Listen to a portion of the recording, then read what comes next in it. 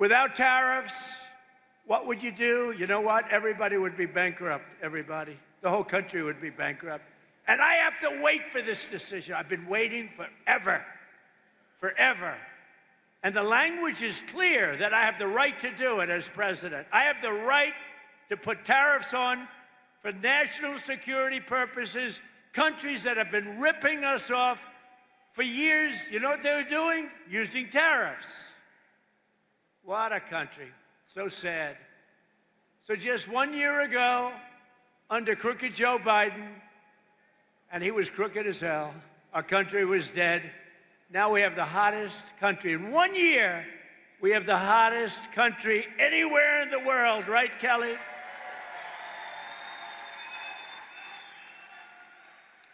Remember when I used to say, Fuller sort of reminded me, I listened to your speech, very good. I'm endorsing that man, by the way, very strongly.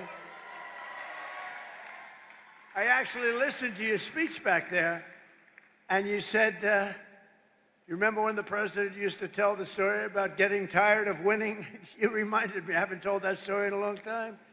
You're going to be so tired of winning, you're going to be exhausted, you're going to get tired of winning. Remember I say, your governor or Kelly Loeffler, somebody's going to come up and say, President, please, we're winning too much. We're not used to it. George is not used to it. We can't take it anymore. People are working too hard. They're making too much money. Please, please. We don't want to win anymore, sir. It's too much. I said, nope. We're going to keep on winning. The people of Georgia want to win. I'm sorry, Kelly. The people of Georgia want to win. Last week, it was announced that the United States added 172,000 jobs in the private sector. We reduced in the, you know, if I wanted to have really great job numbers, don't do any cutting in the public sector. You know, I cut off 400,000 jobs in the public sector, and then I add many more than that in the private sector. And you know, those public sector people that got cut, they hated me, and now they love me, because they've all gone out and gotten much better paying jobs in the private sector, working right here for you. But we've created more than 5,000 manufacturing jobs in Georgia alone. And we've had a very good relationship with Georgia. And as factory construction gets underway, we've created 70,000 new construction jobs right here, 70,000.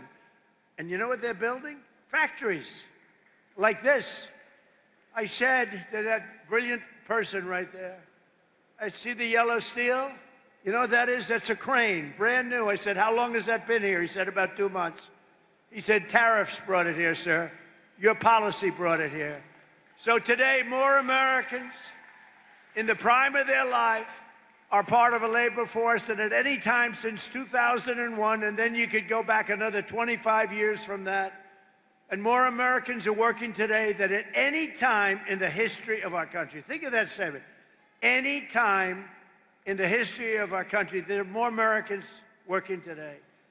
In 4 years, Sleepy Joe Biden got less than $1 trillion of new investment into the United States. So in 4 years, he got a lot less than $1 trillion. But with our pro-American economic growth and the use of tariffs, we've already secured commitments for over $18 trillion. So think of this. In 11 months, because we haven't even gotten to last month, in 11 months, we have $18 trillion worth of investment coming into this country. And here's an example of it. Nice family, by the way. That's better looking than your crane. I like the family better than the crane. Very good. But a good family. The stock market has set 53 all-time record highs since the election. 53, think of that. 53 days it was at an all-time record, adding $9 trillion in value. But you got to go back for a second. So we do over 18 trillion in 11 months, and Sleepy Joe, for 4 years, did much less than $1 trillion. Think of that. This country would have been dead. Adding $9 trillion in value to your savings. I added $9 trillion, and your retirement accounts and 401ks are at the highest level they've ever been. And then I have to listen to the fake news talking about affordability. Affordability. Do you notice? What word have you not heard over the last 2 weeks? Affordability. Because I've won. I've won affordability. I had to go out and talk about it. But we inherited a mess. We inherited the worst inflation in history, but I'd like to correct it because it's actually, the fake news corrected me. He exaggerated. He said it was the worst inflation in history, and it's only 48 years. So I apologize for that, Kelly. I apologize. So it's the worst inflation in 48. Actually, I think they're wrong. I think it is actually in history. We had the worst inflation in history under Sleepy Joe Biden. He was sleeping while you were working.